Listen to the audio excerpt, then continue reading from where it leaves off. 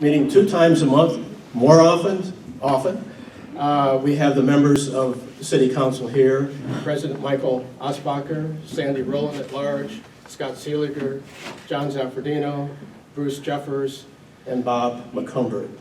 And I just want you to see these folks here because they work day in and day out trying to represent as best they possibly can the interests of all the citizens of Bowling Green. And this is an important event to make that kind of statement and to reinforce those views. So I want to thank you for your leadership and all the time and your commitment in working with us.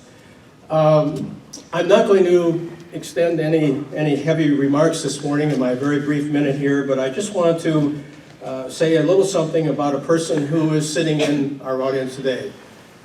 Dr. Donald Scheer. Don, would you please stand here? Don has written a wonderful book here, and there's some of us in the audience have had a chance to, had an opportunity to read it in its kind of more basic form before it went off to the printer and to critique it a little bit. But this is called Cooperative Wisdom, Bringing People Together When Things Fall Apart.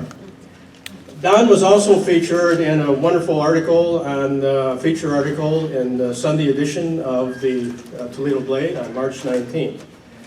And I'm just going to quote one brief section from his book as reported in the article written by our good friend Tom Henry, who typically does environmental reporting, but he did an outstanding job on this, and he has pretty close ties to Bowling Green State University as well. The great religions teach us to move beyond and focus on our individual self. They teach us to be sensitive to the spirituality in all of its dimensions.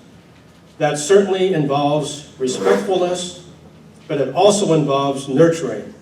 It involves ways of trying to foster the benefit of the community. And Don, I just want to thank you for your book, your contributions, your presence here this morning.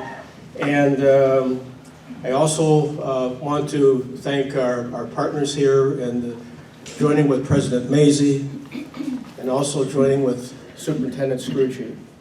And this, when you look around the room, you can't help but feel good when you see so many elements of our community coming together for a common purpose, to make a statement. And that's called respect. Respect for others. Remember the golden rule. Thank you very much.